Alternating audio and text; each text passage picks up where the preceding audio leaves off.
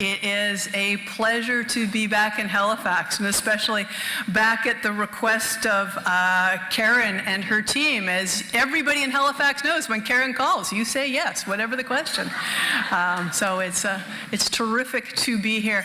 I thank you for the introduction, Larry, about my checkered past.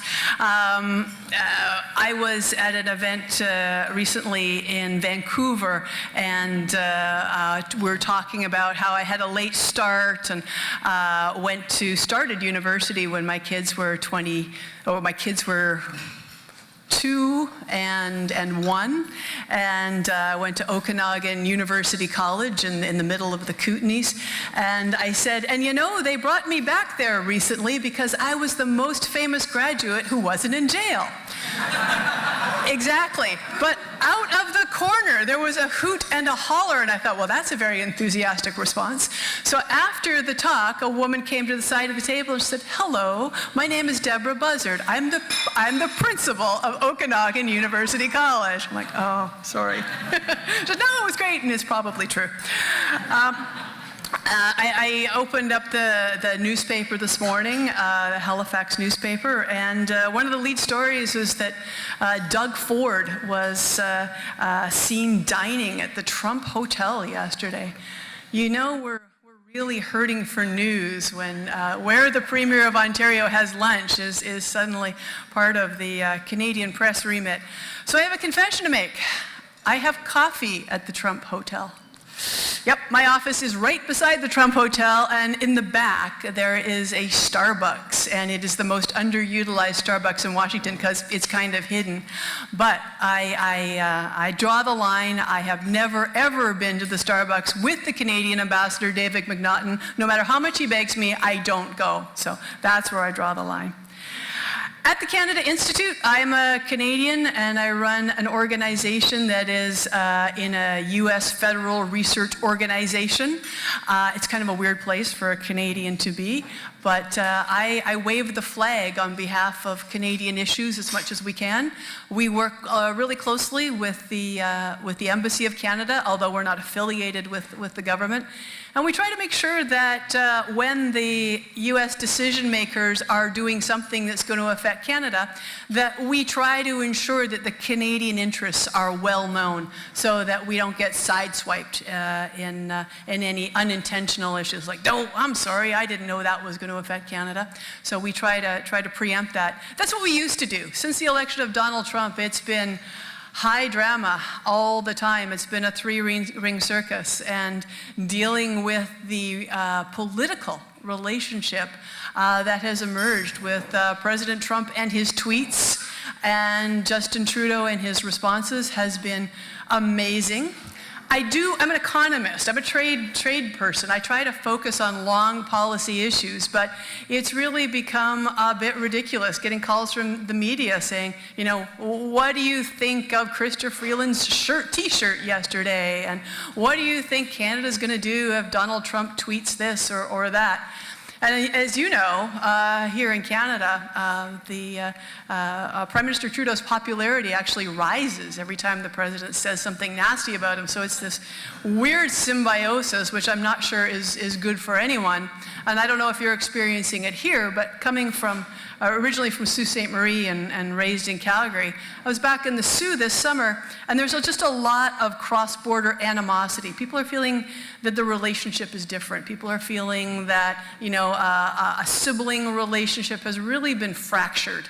And it, you know, breaks my heart that something that's being done for political optics is having such long-term impact on a very important and emblematic relationship. But I'm not here to talk about my heart. Let's talk about Nafta. I used to be a trade professor at Carleton, and after that I left to work at the U.S. Embassy in Ottawa. And you may not know this, but there are hundreds of people who do U.S. trade issues in the Government of Canada, and there are 2 people in the United States who do Canadian trade issues. Bizarre, I know. It is we are the largest export market for the United States, and it was 1.5 people that do Canada issues for the United States Trade Representative Office. So they would send me from Ottawa at the embassy there to go work in Washington and be on the USTR team. So I got sort of the inside view of Canada from the eyes of the American government. And then I've also worked with the Canadian government advising on trade issues. So anything that I say that's correct is a result of good information, and anything I say that's wrong in this talk is entirely my fault. I'm on the Canadian Deputy Minister's Trade Advisory Committee, so we get a phone call every week, 10 days, from Steve Verhoeven, the Canadian Chief Negotiator, and Tim Sargent, the Deputy Minister. And so what I'm going to be talking about today is the result of a phone call about a week ago. Anything could have happened since then, but here's what I know of where we are in the Nafta. After a little over a year of negotiations and a year of speculation of, are we in the end game? Are we in the end game? We are finally in the end game. Up until now, it has not resembled the final stages of a negotiation at all. We've had a lot of politicians clustering around Washington like seagulls, which usually indicates that you are at the end of a trade negotiation. But this has been such an unorthodox negotiation, where you've got a president who doesn't really seem to want to do a deal at all. And we had a number of what we call the poison pill issues, issues that were proposed by the U.S. that seemed designed to kill the deal, the sunset clause, the automotive, the dispute settlement, etc. And so because these issues were so polemic and so unorthodox, regular working level negotiators couldn't deal with them. They needed to have the politicians nearby to authorize significant changes. So that's why we've seen so many politicians involved in this negotiation that we wouldn't see otherwise. But we are finally at the point where I think a landing strip is near. First of all, remember that there are 32, more or less, chapters in this agreement. And they cover everything from agriculture to services to transportation, regulatory, digital, et cetera, et cetera. We only hear about 4 or 5 of them on the news. So if you were just landing on this planet, you would think that the Nafta is primarily about dairy, a little bit about autos, and a little bit about some obscure ninja voodoo called Chapter 19 appellate process for dumping claims. Really, most of the economically important elements of the Nafta were probably decided within the first 4 or 5 months. Certainly most of the elements that affect your sectors, the efficient movement of cargo from one place to another, the reduction of regulatory barriers, better rules for digital, and we'll talk about that in a few minutes. Unfortunately, the process has been interrupted by these highly politicized issues that we had to get over, around, or through somehow.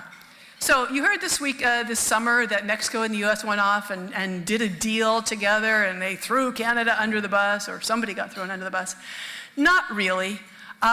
It was the case that U.S. and Mexico went off and had a series of bilaterals on issues that were really very important to U.S. and Mexico, but that Canada could probably live with. Canada is not the major protagonist in the automotive sector. If Mexico and the U.S. can come to a deal on how Ford, GM, and Chrysler make vehicles, Canada can probably live with whatever comes out of that. So mostly that 5-week conversation was about the Mexican auto sector and how they can raise the value-added content and push some jobs back up north, etc. And they came up with a deal that is politically saleable, I think, but economically still very, very difficult.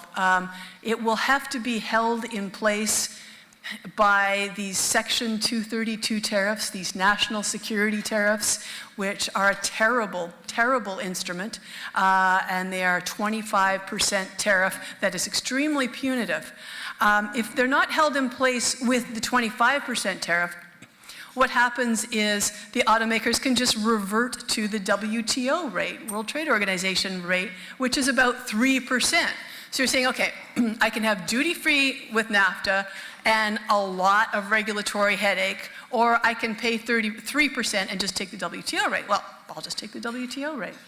But the U.S. is saying, no, no, no, that is no longer an option for you. If you don't take our incredibly difficult to administer new Nafta deal, then we're going to punish you with this 25% tariff.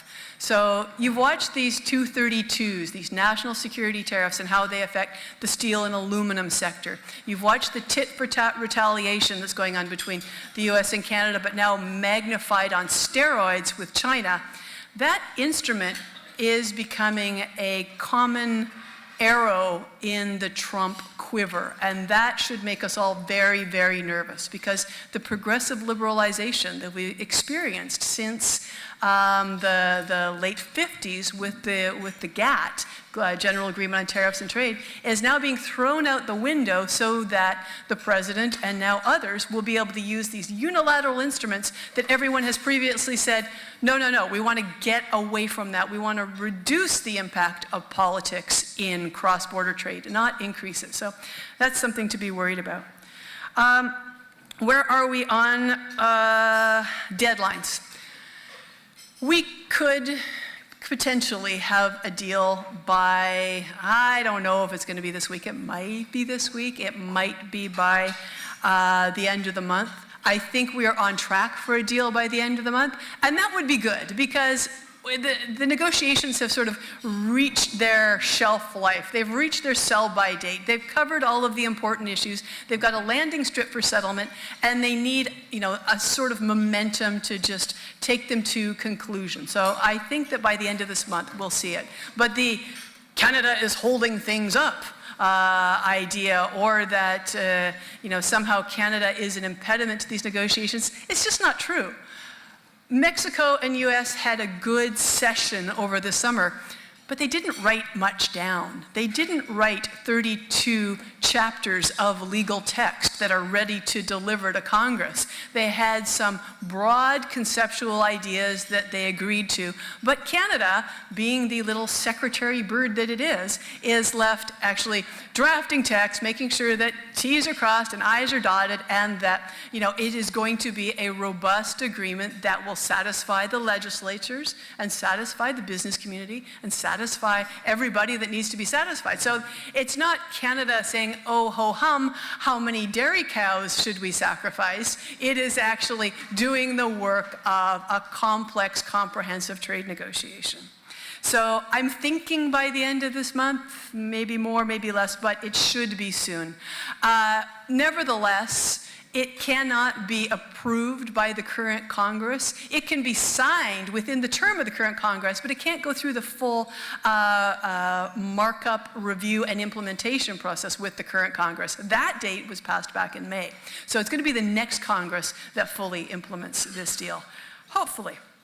All right, so where are we on the hot button issues? Sunset clause and autos were some sufficient progress was made on those in the Mexican round. As I said, the auto deal is highly problematic to me in terms of its ease of implementation. It's probably going to raise the cost of vehicles. It's probably going to push production offshore and leave manufacturers here only producing for the North American market. The idea of exporting North American vehicles abroad will probably be a thing of the past if that chapter continues. The sunset clause, which is the deal is going to expire and be gone after 5 years, has now been changed to a 16-year term with a 6-year review and no sudden death. There is no prospect within the sunset clause to kill the deal entirely. So that is probably something that we can live with.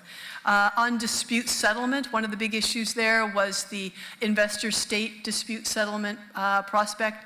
That was Chapter 11. That gives investors the right to make a claim against a country if they change their domestic laws in such a way that makes your investment no good, effectively expropriates your investment. Now, interestingly, Canada and Mexico have lost lots of cases.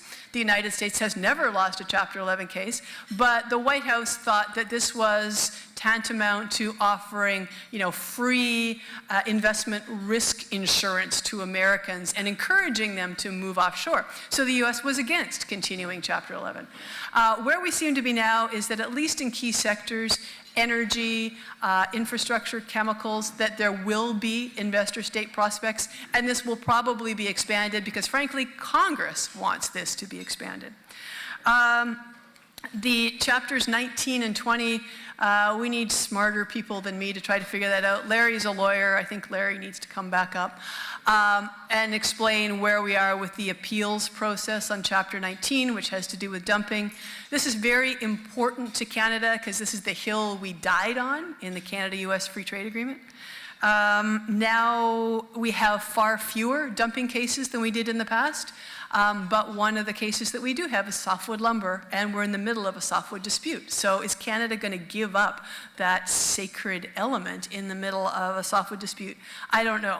I understand that they might be rolling that into the broader dispute settlement provisions, and they're making proposals to the U.S. that would still provide an appeals mechanism, but would not be as interventionist, would have another way of not foreign countries telling them what to do, but maybe their own lawyers telling them what to do.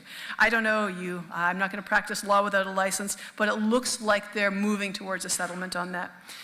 Dairy. Why the heck is dairy so important in these negotiations? It's worth 0.1% of our trade, a tiny, tiny, tiny little part of cross-border trade, but yet taking up a lot of the headlines. Donald Trump gave a speech in front of a bunch of Wisconsin farmers several months ago and noted that these Wisconsin farmers had access to this sector, this one particular milk class, the Chapter 7 milk. I'm getting my chapters mixed up. Chapter 7 milk, dye-filtered milk issue. And it was true that Americans had been able to send their products into Canada for a while because this was a loophole that was in our supply management system that doesn't usually permit imports of any great extent. And then the government of Canada closed the loophole and said, Wisconsin, keep your darn dye-filtered milk to yourself. So Donald Trump was correct. American farmers had access. American farmers' access was cut off. That's not fair. It certainly doesn't look fair. Now, there's a lot of other issues. The Americans have barriers in citrus, in light trucks, in sugar, in cotton, big barriers that are much larger than Canada's dairy barriers, but whatever, it's the focal point. Canada's going to have to give something up. Canada probably doesn't have to give up its whole supply management system. Canada probably has to make some significant concessions on that Class 7 milk issue. And that will probably be enough, plus some additional market access above and beyond what was given in the Canada-EU deal and the Trans-Pacific deal. In fact, in the notification that was sent to Congress 2 weeks ago from U.S. Trade Representative Office, it said, we are actually willing to tolerate the continuation of supply management. It just shouldn't be so trade restrictive. So I don't think Canada's got to give up supply management, but you will have noticed, and here's me being politically incorrect, that there's been a flurry of recent attention to Canadian culture and that Canada's going to defend Canadian cultural protections in these Nafta.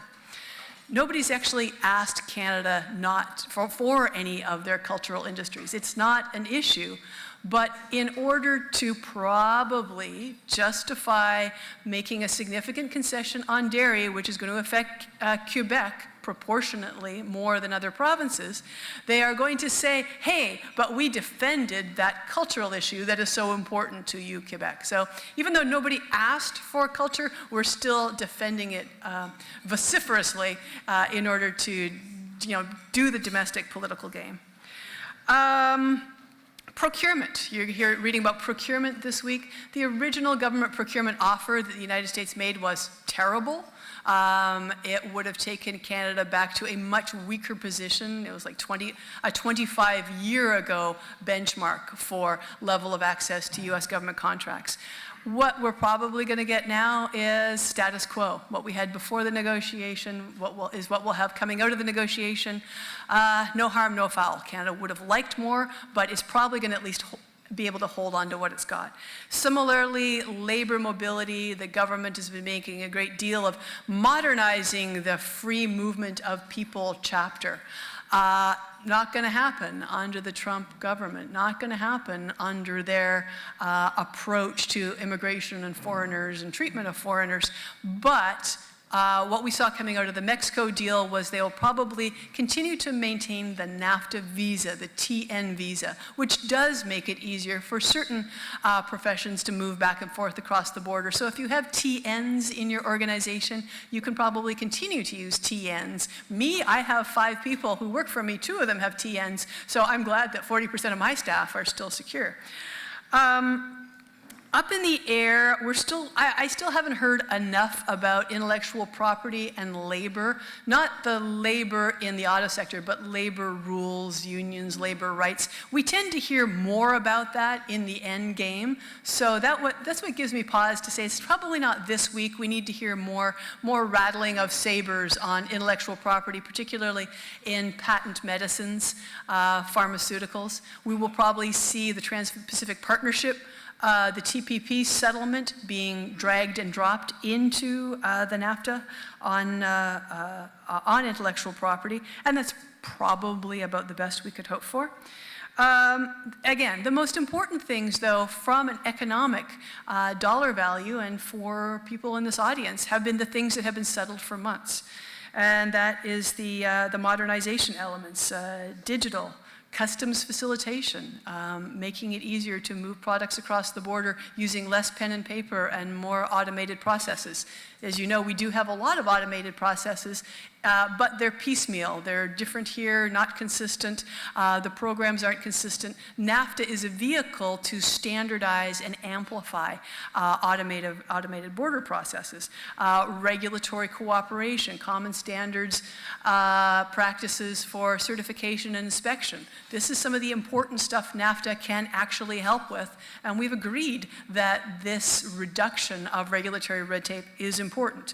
NAFTA gives us an environment that ensures that regulators meet and talk and commit to making things better.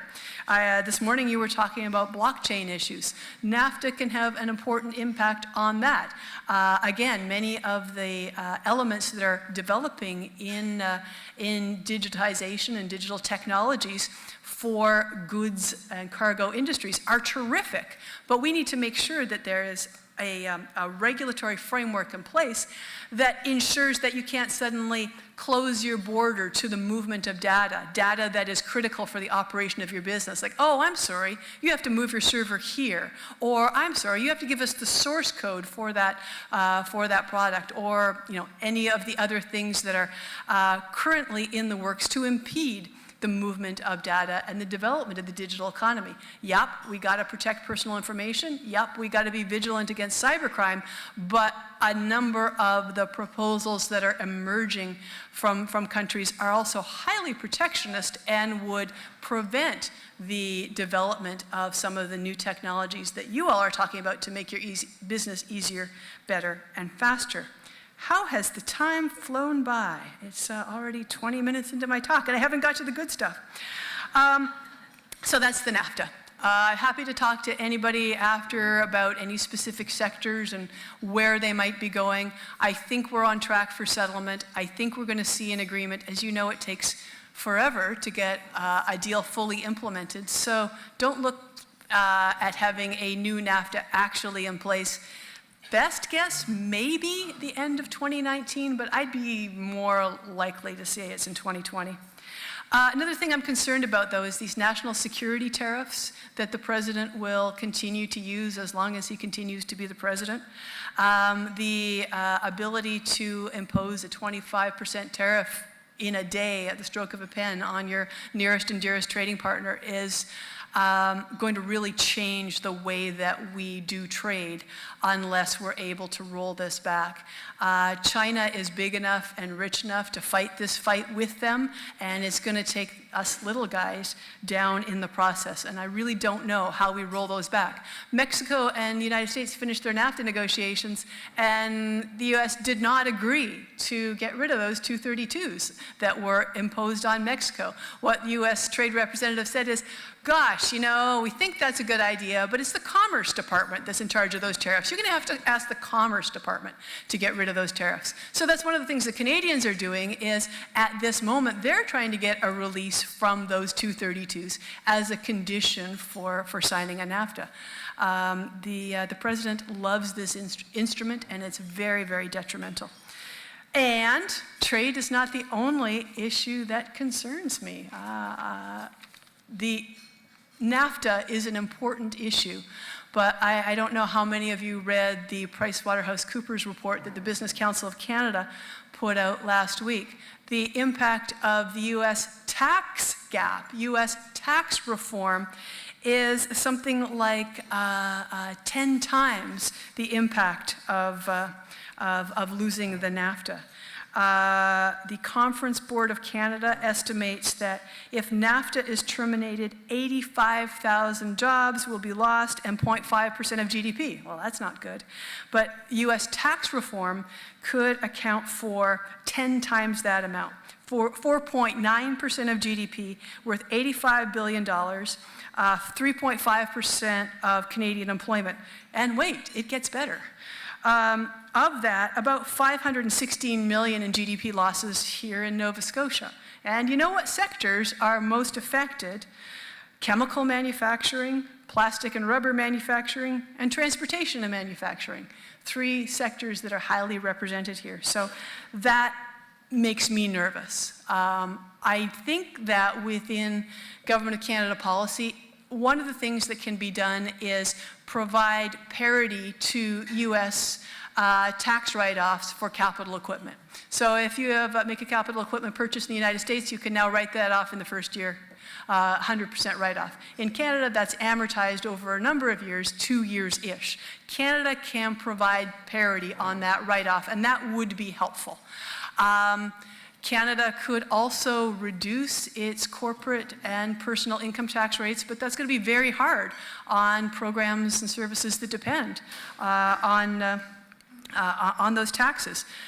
Moreover, it's really going to be a disincentive to the knowledge economy in Canada, to the attraction of brains to our communities.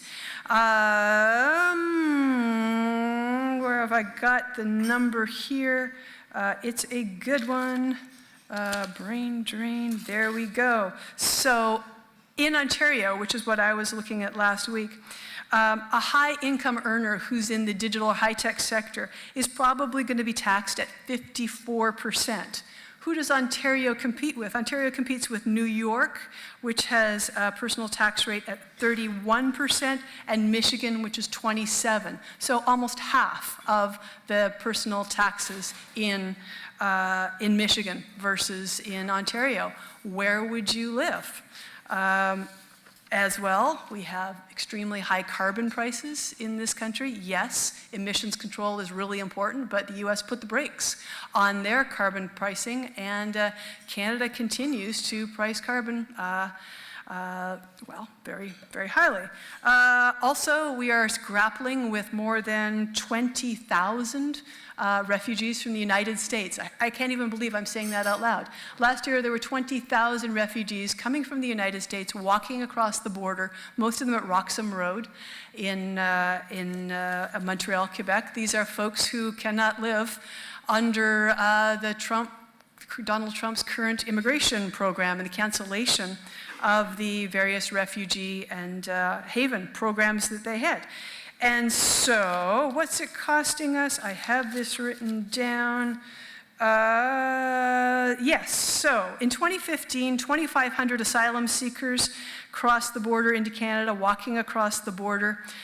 In 2017, that number increased by more than 700% to 21,000 border walkers. It costs an estimated $14,000 per asylum seeker to house them for 1 year, and so that's about $300 million annually.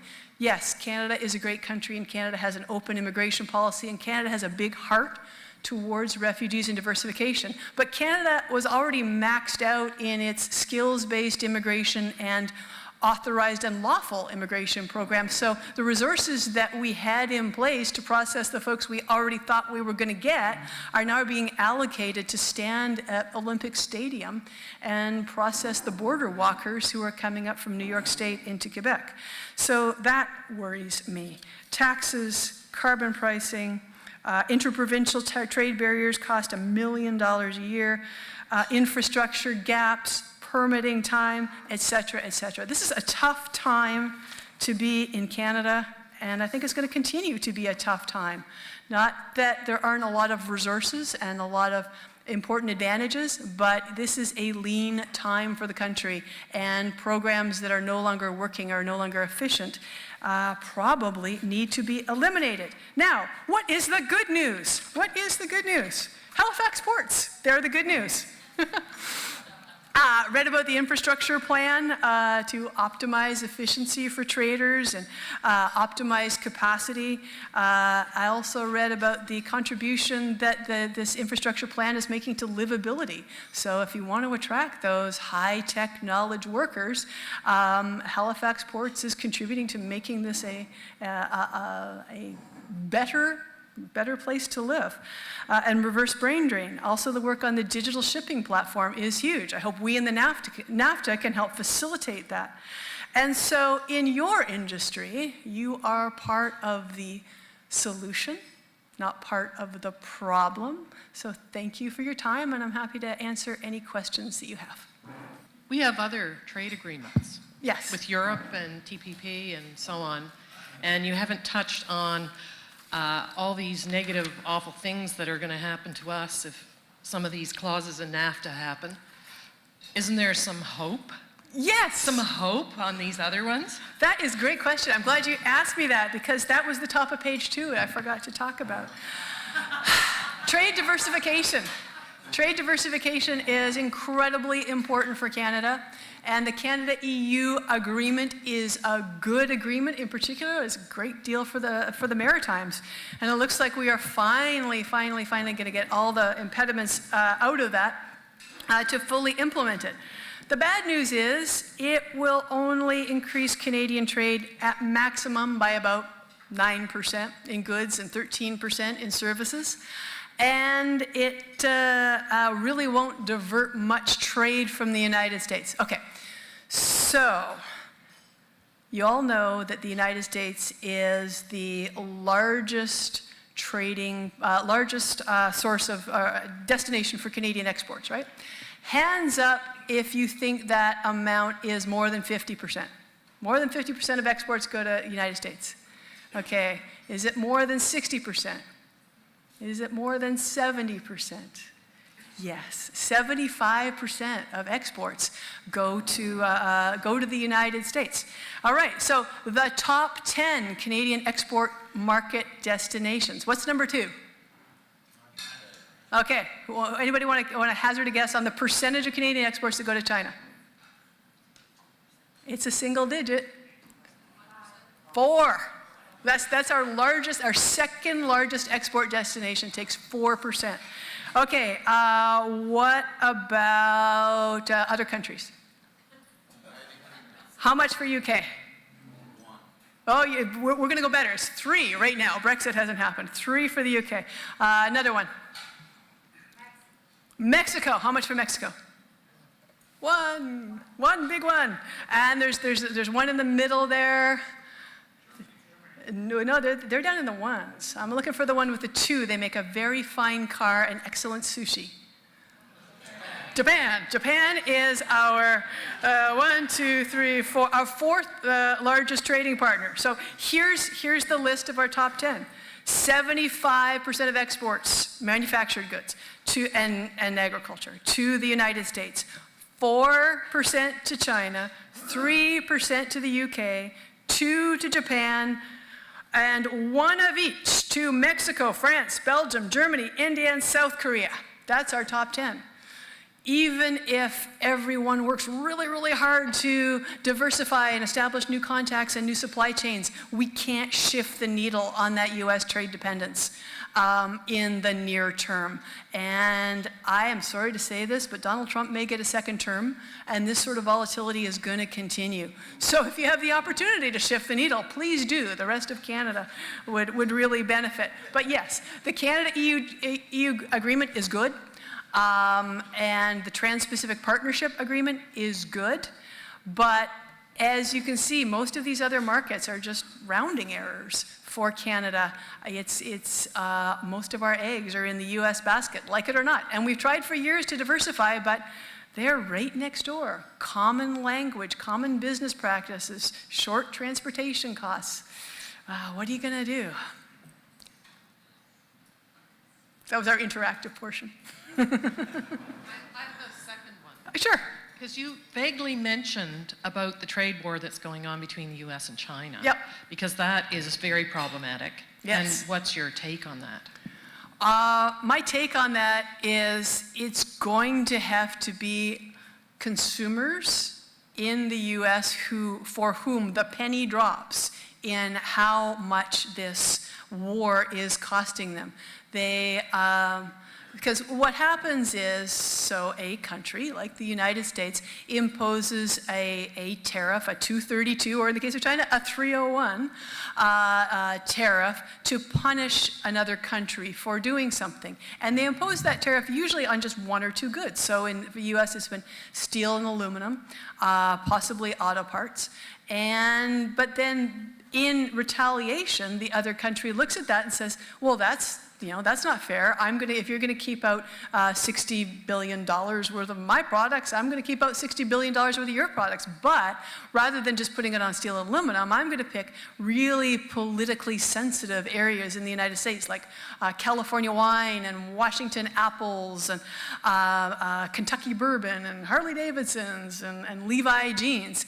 And so the damage is dispersed over the economy, and it also is also localized to those key sensitive sectors. But the Americans that I am dealing with on a regular basis, for them, it hasn't really sunk in that their costs are going up by 10%, by 25%. And they believe that somehow this penalty, that them taking the hit at this point is going to somehow bring jobs back to the United States. I was addressing a group of farmers this summer in the U.S. Midwest, and they are really hurting, and they're having to euthanize herds of hogs, and they don't have markets for a bumper crop of soybeans, but many of them still believe that doing this is going to bring manufacturing jobs back to the United States. It's not going to do it. It's just going to make everything much more expensive for consumers. It's going to disrupt supply chains. Donald Trump says, I don't want any Canadian cars coming in. Well, Donald Trump, there's no such thing as a Canadian car. There are models of Ford, GM, and Chrysler that are made in Canada that come into the United States. But they share up the production so that Canada makes minivans and the US makes sedans and Mexico makes the small cars. So if you say, I don't want those Canadian cars, well, you're actually keeping out the minivans that Americans are used to buying. So because of integrated supply chains, these very blunt, punitive tariffs are really problematic. Another reason why they're problematic is because the president doesn't have very many trade instruments at his disposal. It's really Congress that is in charge of trade, and the president has only a few things. But one of the things the president does have is authority over, wait for it, national security. And so if he feels that national security is being violated somehow, he can impose a tariff on that product that is supposedly violating US national security.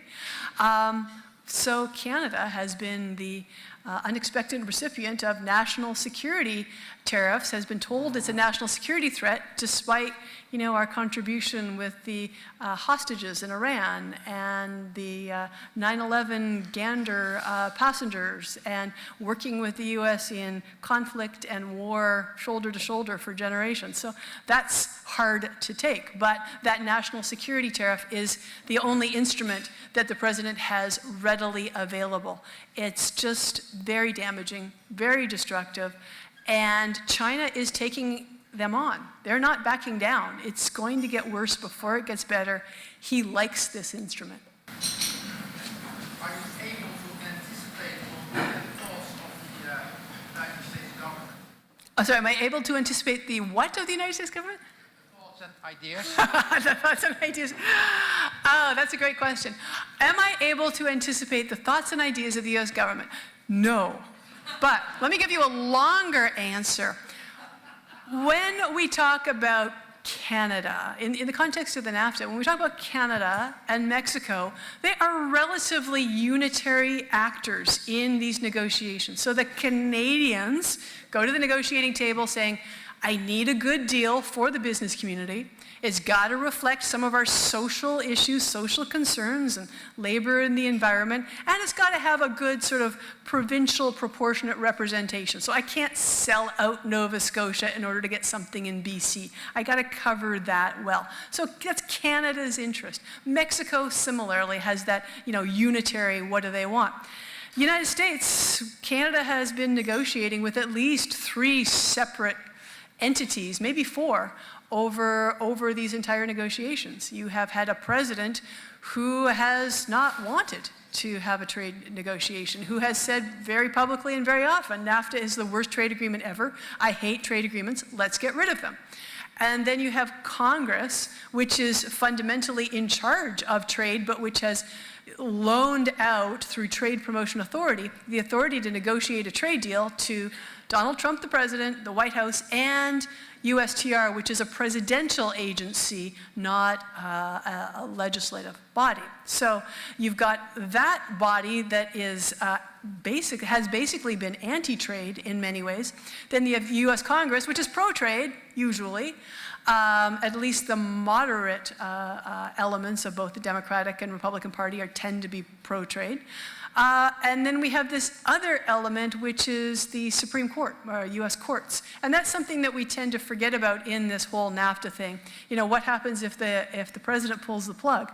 One of the things that's going to happen if the president pulls the plug, and he can pull the plug, but he probably can't finish the deal, finish removing the United States from NAFTA without Congress, but there's going to be lineups for court actions at the state and federal level because of all of the people all of the companies and groups and sectors that would be damaged by the loss of the NAFTA. They're not going to take this lying down, so the White House would be facing court challenges for quite a long period of time. So when you ask, can you anticipate what the U.S. is doing? I can just barely parse out which part of the U.S. we're talking about because it is a very fragmented, multi-headed entity that goes in multiple directions. It's fun.